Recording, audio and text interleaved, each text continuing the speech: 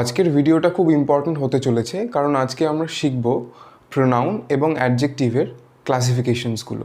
এই প্রোনাউন এবং অ্যাডজেক্টিভের ক্লাসিফিকেশনসগুলো শিখলে আমাদের গ্রামারের বেসটা যথেষ্ট শক্ত হয়। তো আর বেশি দেরি না করে আজ আমরা তাড়াতাড়ি আমাদের টপিকে চলে আসি। আজ যে ক্লাসিফিকেশনটা নিয়ে আমরা আলোচনা করব সেটা হচ্ছে প্রোনাউনের ক্লাসিফিকেশন।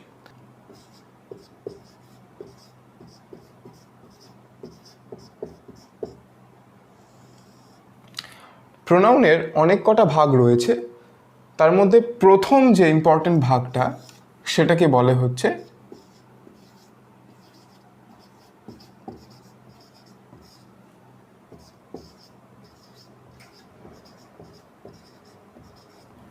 Personal pronoun. এই পার্সোনাল প্রোনাউনের তিনটে ভাগ রয়েছে, তিনটে ক্যাটাগরি রয়েছে।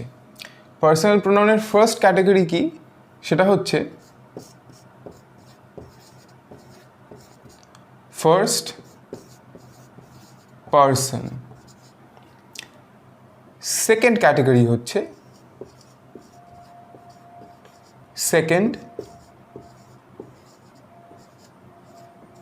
পার্সন এবং থার্ড ক্যাটাগরি হচ্ছে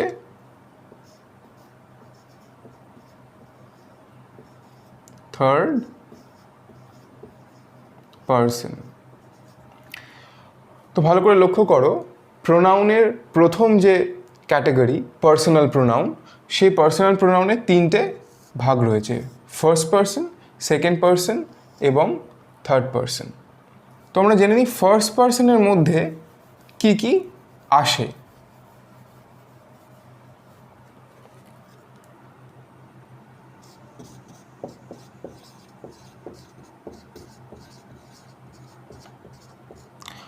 ফার্স্ট পার্সনের মধ্যে আসে আমি, আমরা সংক্রান্ত যা কিছু আছে সেইগুলো, যেরকম I, we, our, my, ours, mine, me, etcetera. মানে আমি, আমরা সংক্রান্ত মোটামুটি যে কটা জিনিস রয়েছে সেগুলো কিন্তু ফার্স্ট পার্সনের মধ্যে পড়ছে।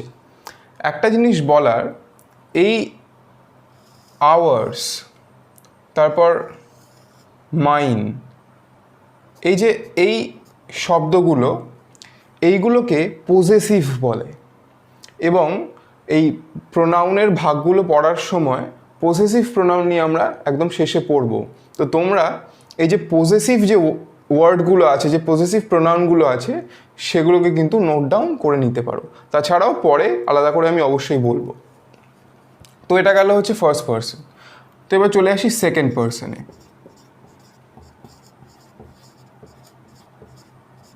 সেকেন্ড পার্সন খুবই সহজ। সেকেন্ড পার্সন হচ্ছে তুমি সংক্রান্ত যা কিছু রয়েছে। এখানে basically you, your, R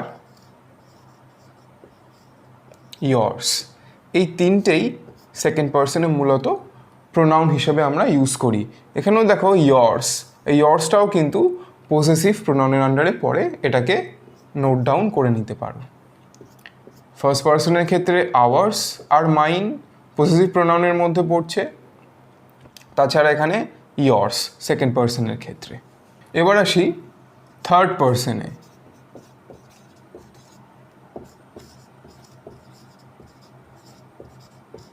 third পার্সনে কি, আমি, আমরা, তুমি, তোমরা বাদ দিয়ে যা কিছু রয়েছে।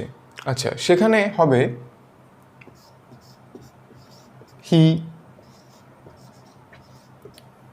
she, they, his, her, hers,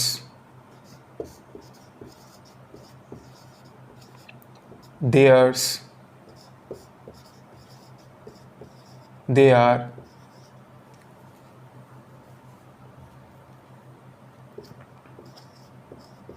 it, it's, etcetera. তো এখানেও দেখো হিজ, হার্স, দেয়ার্স, ইটস, এইগুলো কিন্তু পজেসিভ প্রোনাউনের আন্ডারে পড়ছে। আমি এগুলোকে আলাদা করে দাগ দিয়ে দিচ্ছি, তার কারণ হচ্ছে যাতে বুঝতে অসুবিধা না হয়। আমি পরে এগুলো ডিটেলসে সবকটা বলবো, কিন্তু তাও আমি আগে থেকে বলে রাখছি। তো আমাদের এই গেল হচ্ছে পার্সোনাল প্রোনাউনের ভাগ, ফার্স্ট পার্সন, সেকেন্ড পার্সন এবং থার্ড পার্সন। নেক্সট আসছে রিফ্লেক্সিভ বা এমফ্যাটিক প্রোনাউন। তো এই রিফ্লেক্সিভ বা এমফ্যাটিক প্রোনাউন কি? এখানে বা বলাটা ঠিক না, কারণ রিফ্লেক্সিভ এবং এমফ্যাটিক প্রোনাউন বলাটা উচিত হবে, কারণ রিফ্লেক্সিভ এবং এমফ্যাটিকের মধ্যে একটা ছোট তফাৎ রয়েছে। তাহলে প্রথমে চলে আসি আমরা রিফ্লেক্সিভ প্রোনাউনে। রিফ্লেক্সিভ প্রোনাউনের যদি আমরা এক্সাম্পল নিই তাহলে হবে ঠিক এই রকম।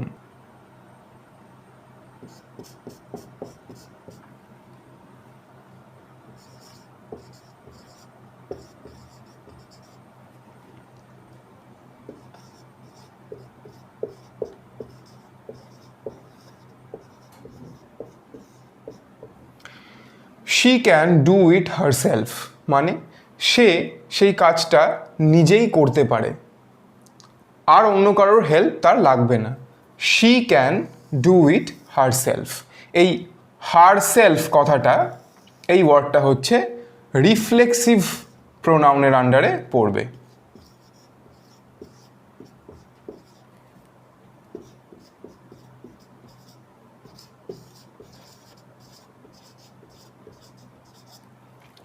এই herself, she can do it herself, মানে সে সেই কাজটা নিজেই করতে পারে, এবং এই হারসেলফটা পড়ছে হচ্ছে রিফ্লেক্সিভ প্রোনাউনের আন্ডারে। আর একটা এক্সাম্পল সিমিলারলি,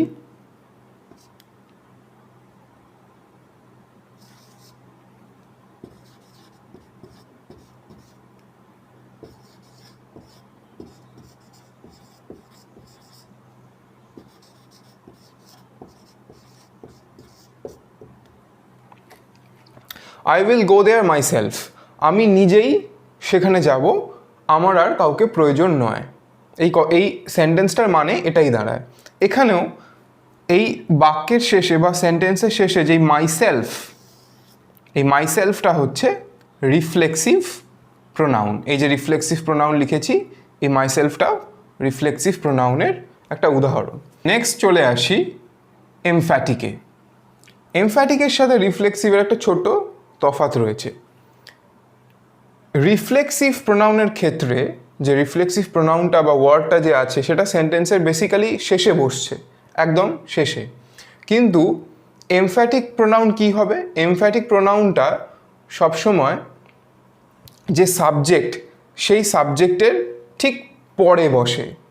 এক্সাম্পল হিসেবে যদি আমরা দেখি,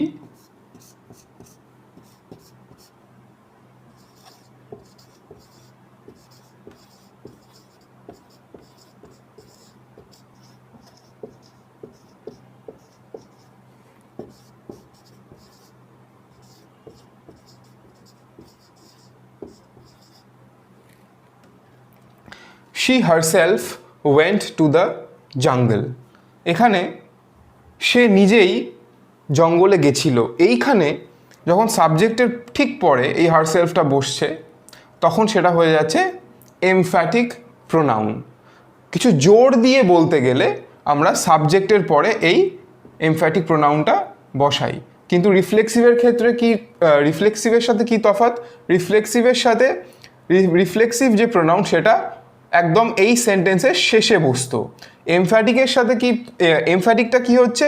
এমফ্যাটিকটা হচ্ছে ঠিক যে সাবজেক্টের ঠিক পরে হচ্ছে আমাদের এমফ্যাটিক প্রোনাউনটা বসবে। অতএব রিফ্লেক্সিভ এবং এমফ্যাটিকের যে তফাৎটা আশা করি সবাই বুঝেছো।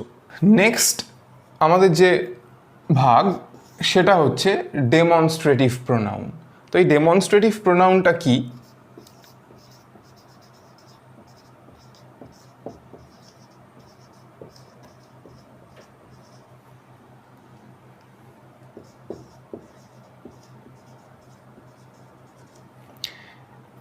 ডেমনস্ট্রেটিভ প্রোনাউনের কিছু এক্সাম্পল হচ্ছে, যদি আমরা কিছু শব্দ এখানে এক্সাম্পল হিসেবে নিই, সেটা হচ্ছে this, that,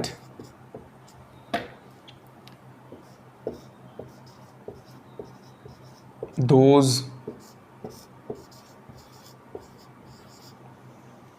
these,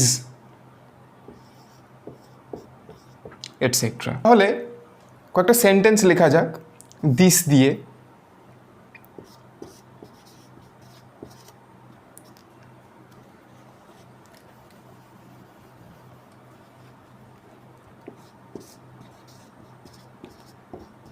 this is my pen.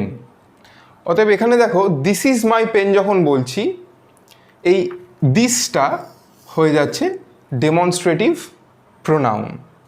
আবার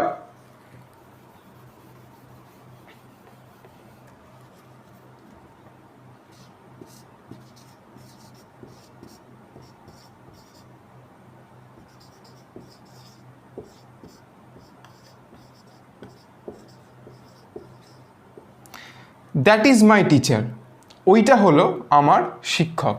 তো সেক্ষেত্রে এই দ্যাটটাও কিন্তু হয়ে যাচ্ছে demonstrative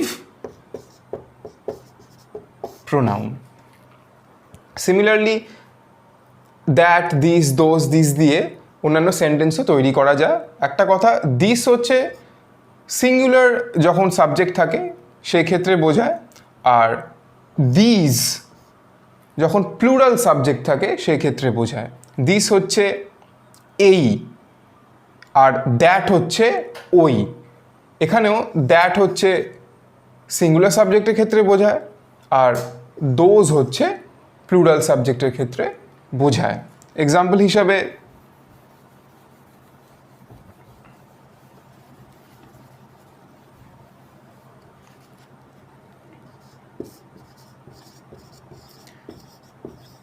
these are my pencils, এইগুলি হচ্ছে আমার পেন্সিলস। এখানে দিসটা, যেহেতু এখানে পেন্সিলগুলো অনেকগুলো, প্লুরাল, পেন্সিলস বলেছে, সেক্ষেত্রে এখানে দিস হচ্ছে। নেক্সট যে ভাগে আসবো সেটা হচ্ছে রিলেটিভ প্রোনাউন। রিলেটিভ প্রোনাউনটা একটু আলাদা লাগতে পারে, কিন্তু আমি সবাইকে বলছি খুব অ্যাটেনশন দিয়ে রিলেটিভ প্রোনাউনটা কিন্তু শিখে নাও। কারণ রিলেটিভ প্রোনাউনটা একবার শিখলে যখন পরবর্তীকালে কমপ্লেক্স সেন্টেন্স করবে, অর্থাৎ দুটো সেন্টেন্সকে একসাথে লেখা যখন শিখবে, সেক্ষেত্রে কিন্তু প্রচণ্ড হেল্প করবে। তো রিলেটিভ প্রোনাউন,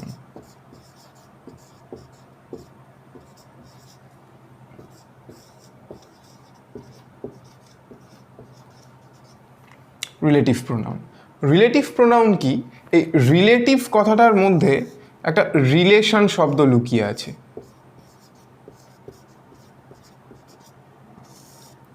তাহলে কি, একটা সেন্টেন্সের সাথে আরেকটা সেন্টেন্সের একটা সম্বন্ধ রয়েছে। তো এই সম্বন্ধ বোঝাতে গিয়ে কিন্তু আমরা এই রিলেটিভ প্রোনাউন ব্যবহার করি। উদাহরণ হিসেবে আমরা নিতে পারি এই সেন্টেন্সটাকে,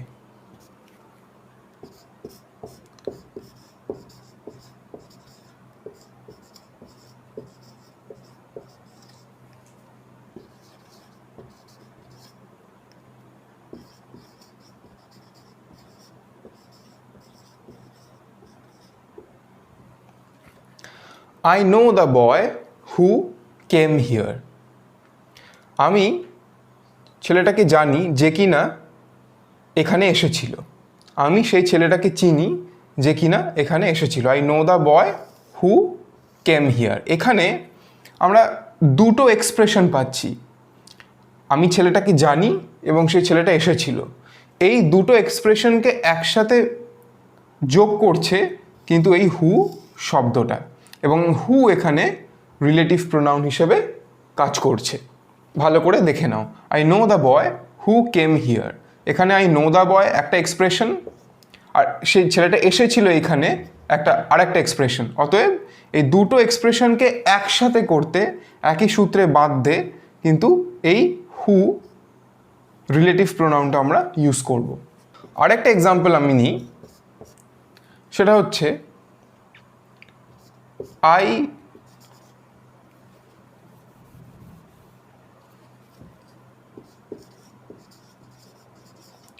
know a person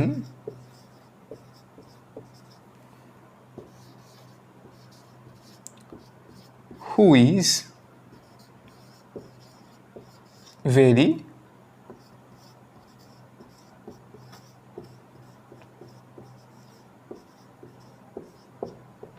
ইন্টেলিজেন্ট। আমি একটা ব্যক্তিকে জানি যে কিনা খুব বুদ্ধিমান। আমি একটা ব্যক্তিকে জানি, এটা একটা এক্সপ্রেশন হলো এখান থেকে এটা। সেই ব্যক্তিরা খুব বুদ্ধিমান, সেটা আরেকটা এক্সপ্রেশন হচ্ছে। তো এই দুটো এক্সপ্রেশনকে একসাথে যুক্ত করছে হচ্ছে এই রিলেটিভ প্রোনাউনটা হু। এখানে হু হচ্ছে রিলেটিভ প্রোনাউন। ক্লিয়ার? এক্সাম্পল হিসাবে আমরা আরেকটা জিনিস নিতে পারি, সেটা হচ্ছে দিস ইজ দ্য বুক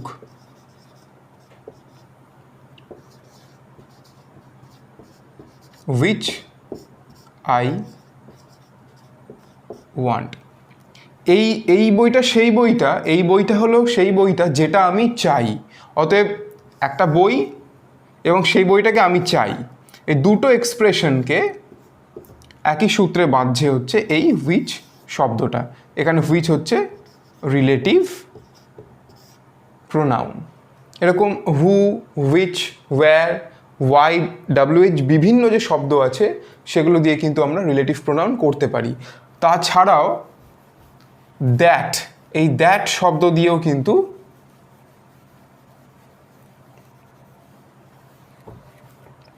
আমরা একটা সেন্টেন্স তৈরি করতে পারি এবং দ্যাটও কিন্তু রিলেটিভ প্রোনাউনের আন্ডারেই পড়ে। এক্সাম্পল হিসাবে this is the house that Joe built. এটা হচ্ছে সেই বাড়িটা যেটা কিনা জো তৈরি করেছিল। অতএব একটা বাড়ি, সেই বাড়িটাকে জো তৈরি করেছিল, এই দুটো এক্সপ্রেশনকে একসাথে বেঁধে ফেলছে এই দ্যাট শব্দটা। এবং দ্যাট এখানে রিলেটিভ প্রোনাউন। আমি শর্ট ফর্মে লিখছি, রিলেটিভ প্রোনাউন মাথায় রাখবো।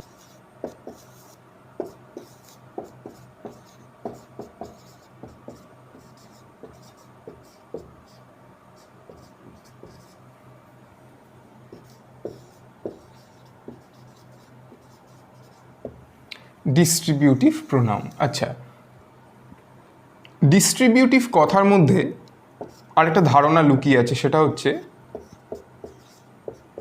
ডিস্ট্রিবিউশন, অর্থাৎ ভাগ, এবং সেই ভাগটা সমান ভাগকেই ডিস্ট্রিবিউশন বোঝায়। অতএব যেখানে সমান ভাগে কিছু ভাগ করা বোঝায় বা সমানভাবে কোনো জিনিসকে সবার মধ্যে বাটোয়ারা করা বোঝায়, সেই ক্ষেত্রে কিন্তু আমাদের এই ডিস্ট্রিবিউটিভ প্রোনাউনটা প্রয়োজন। এক্সাম্পল হিসাবে যদি আমরা দেখি, ইচ, আইদার, নাইদার, এই শব্দগুলোই কিন্তু ডিস্ট্রিবিউটিভ প্রোনাউনের ক্ষেত্রে ইউজ হয়। যদি আমরা একটা সেন্টেন্স দেখি,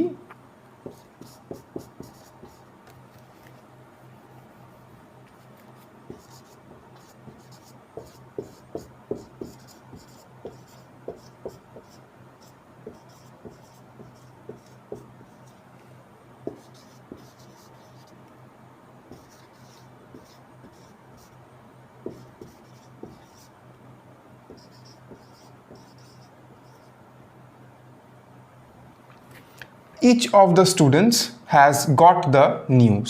প্রত্যেকটি ছাত্রছাত্রী কিন্তু সেই খবরটা পেয়েছে। খবরটা যে কোনো সংক্রান্ত, স্কুল সংক্রান্ত, পরীক্ষা সংক্রান্ত যে কোনো একটা খবর প্রত্যেকেই পেয়েছে।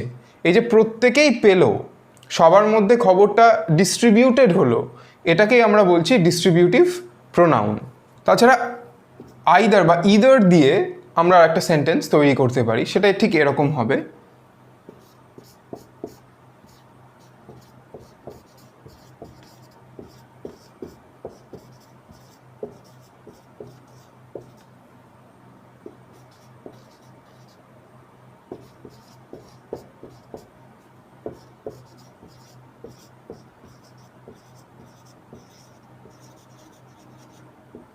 Either of the boys has left the classroom. ইদারটা হচ্ছে কিন্তু ডিস্ট্রিবিউটিভ প্রোনাউনের আন্ডারে পড়ছে। নেক্সট হচ্ছে নিদার।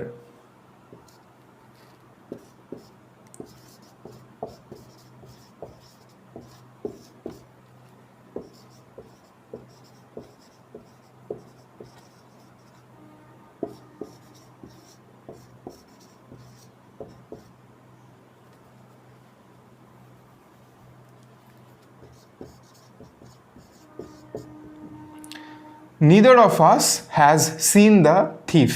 আমাদের মধ্যে কেউই চোরটাকে দেখেনি। এই নিদার শব্দটা কিন্তু হচ্ছে ডিস্ট্রিবিউটিভ প্রোনাউনের আন্ডারে পড়বে। ক্লিয়ার? অতএব ইচ, আইদার এবং নাইদার এই তিনটে দিয়ে কিন্তু ডিস্ট্রিবিউটিভ প্রোনাউন আমরা বোঝাই। নেক্সট আসছে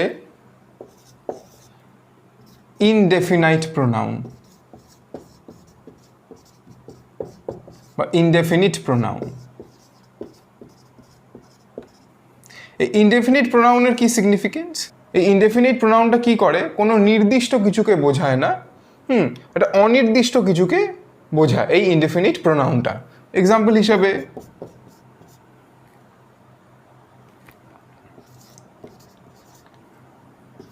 one should take care of one's health. একজনের উচিত তার নিজের স্বাস্থ্য সম্পর্কে সচেতন হওয়া বা তার স্বাস্থ্যের যত্ন নেওয়া। এখানে এই ওয়ান, এটা হয়ে যাবে হচ্ছে ইনডেফিনিট প্রোনাউন। তারপরে আরেকটা এক্সাম্পল যদি আমরা নিই, সেটা হবে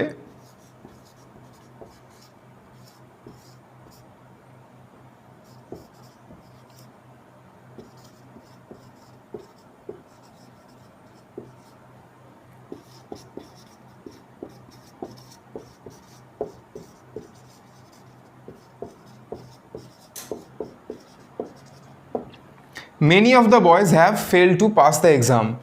অনেক ছেলে পরীক্ষাতে পাশ করতে সক্ষম হয়নি। এখানে অনেক ছেলে অনির্দিষ্টভাবে অনেক ছেলেকে বলা হচ্ছে, নির্দিষ্ট কোনো ছেলেকে বলা হচ্ছে, এবার অনির্দিষ্টভাবে যাদের বলা হচ্ছে, এই মেনিটা হয়ে যাবে কিন্তু ইনডেফিনিট প্রোনাউন। এক্সাম্পল হিসেবে আমরা আরেকটা জিনিস নিতে পারি, সেটা হচ্ছে সাম আর বর্ন গ্রেট। কেউ কেউ মহান হয়েই জন্ম নেয়। অতএব এই সামটাও হচ্ছে নির্দিষ্টভাবে কাউকে বোঝানো হচ্ছে না, অনির্দিষ্টভাবে কাউকে বলা হচ্ছে। এটা হয়ে গেল ইনডেফিনিট প্রোনাউন। এরপর চলে আসি ইন্টারোগেটিভ প্রোনাউনে।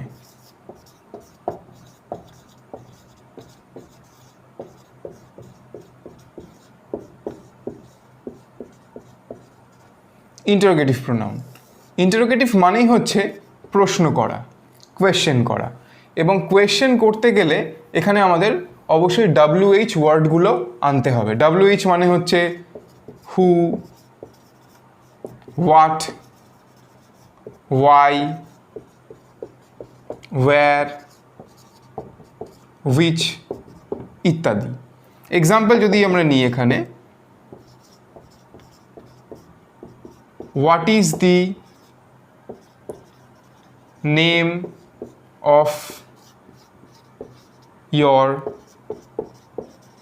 স্কুল, তোমার স্কুলের নাম কি? এখানে হোয়াটটা হয়ে যাবে হচ্ছে ইন্টারোগেটিভ প্রোনাউন। এখানে সিমিলারলি হোয়াটের জায়গায় যদি অন্য কিছু আরও বসতো, যেরকম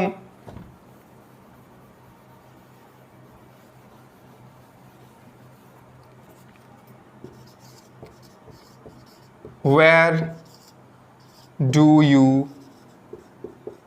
live, তুমি কোথায় থাকো, এই ওয়্যারটা হয়ে যাবে হচ্ছে ইন্টারোগেটিভ প্রোনাউন। তাছাড়া হুইচ দিয়ে যদি আমরা বলি,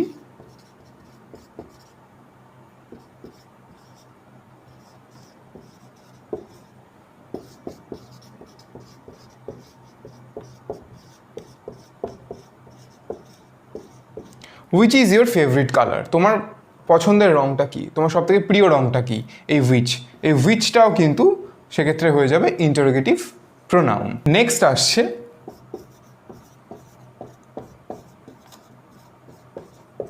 রেসিপ্রোকাল প্রোনাউন। মানে কি? রেসিপ্রোকেট করা। রেসিপ্রোকেট মানে কি? একে অপরের সাথে কোনো ইন্টারাকশন, সেই ক্ষেত্রে কিন্তু রেসিপ্রোকাল প্রোনাউন ইউজ করি। যেরকম এক্সাম্পল হিসাবে ইচ আদার, তারপর ওয়ান আনাদার, এই দুটো প্রোনাউন কিন্তু মূলত রেসিপ্রোকাল প্রোনাউনের ক্ষেত্রে ইউজ হয়। সেন্টেন্সে দেখতে গেলে Rita and Gita love each other. Rita এবং গীতা একে অপরকে ভালোবাসে, অতএব এই ইচ আদার এইটা হয়ে যাবে হচ্ছে reciprocal pronoun.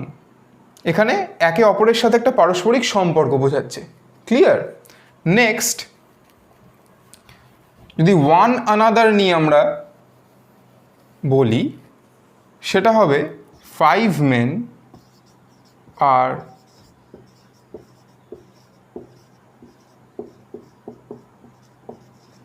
quarreling with one another। 5টা ব্যক্তি একে অপরের সাথে ঝগড়া করছে। এখানে একটা জিনিস মনে রাখতে হবে, ইচ আদার শব্দটা কিন্তু আমরা ইউজ করব যখন যে কোনো দুটো ব্যক্তির মধ্যে পারস্পরিক সম্পর্ক বোঝাবে বা পারস্পরিক ভাব আদান প্রদান বা বিনিময় বোঝাবে। দুয়ের বেশি যখন কারোর মধ্যে কোনো ইন্টারাকশন দেখব, সেই ক্ষেত্রে কিন্তু আমরা ওয়ান আনাদার ইউজ করব। অতএব দুজন হলে ইচ আদার পারস্পরিক সম্পর্ক বোঝালে, দুজনের বেশি যদি হয় সেক্ষেত্রে তাদের মধ্যে কোনো পারস্পরিক সম্পর্ক বা ইন্টারাকশন বোঝায়, সেক্ষেত্রে কিন্তু ওয়ান আনাদার বলবো। লাইক এখানে 5 men আর কোয়ারেলিং উইথ ওয়ান আনাদার, 5টা ব্যক্তি একে অপরের সাথে ঝগড়া করছে। এই গেল হচ্ছে আমাদের রেসিপ্রোকাল প্রোনাউন। নেক্সট খুব ইম্পর্ট্যান্ট একটা প্রোনাউন, সেটা হচ্ছে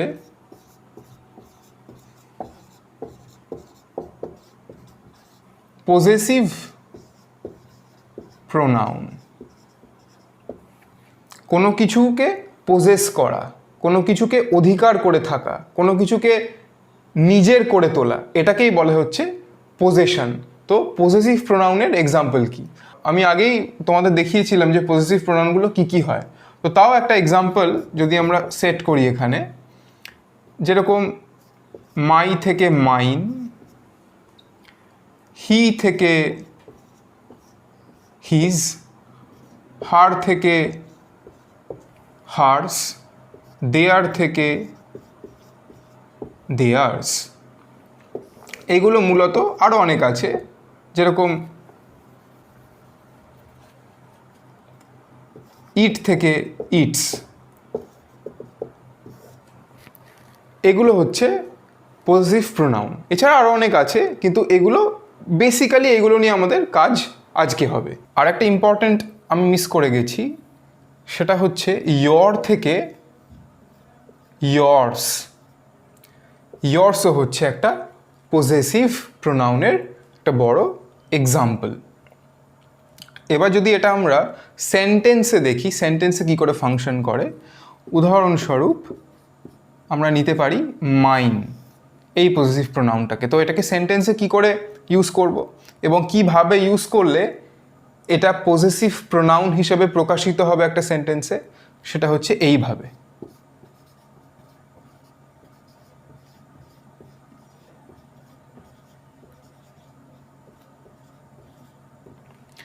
this book is mine.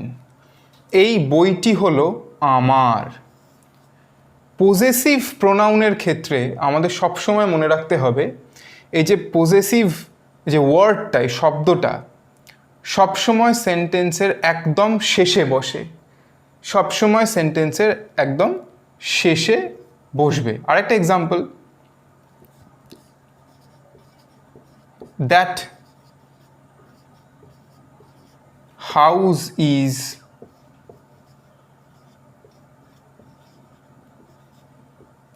That house is there's.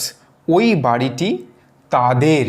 এখানেও এই তাদের, দেয়ার্স, এটা সেন্টেন্সের শেষে বসছে, অতএব এটা হবে possessive pronoun.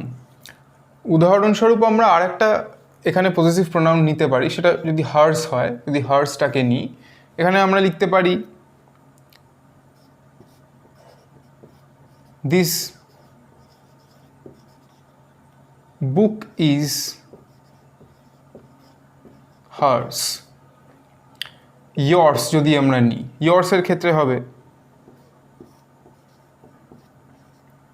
This hat is yours। এই টুপিটি তোমার। এখানেও কিন্তু যে পজেসিভ যে প্রোনাউনটা শেষে বসবে, যে ওয়ার্ডটা পজেশনটাকে ইন্ডিকেট করে সেটা কিন্তু সবসময় শেষে বসে। অতএব এই গেল হচ্ছে আমাদের প্রোনাউনের প্রত্যেকটা ভাগ। ভিডিওটা যদি ভালো লাগে তো অবশ্যই আমার চ্যানেলটাকে সাবস্ক্রাইব করবে, ভিডিওটাকে লাইক করবে, আর যদি কারোর কোনো প্রশ্ন থাকে আমাকে কমেন্ট বক্সে জানিও। তো চ্যানেলটাকে সাবস্ক্রাইব করতে ভুলো না, অনেক অনেক শেয়ার করো, লাইক করো। তো দেখা হচ্ছে নেক্সট ভিডিওতে।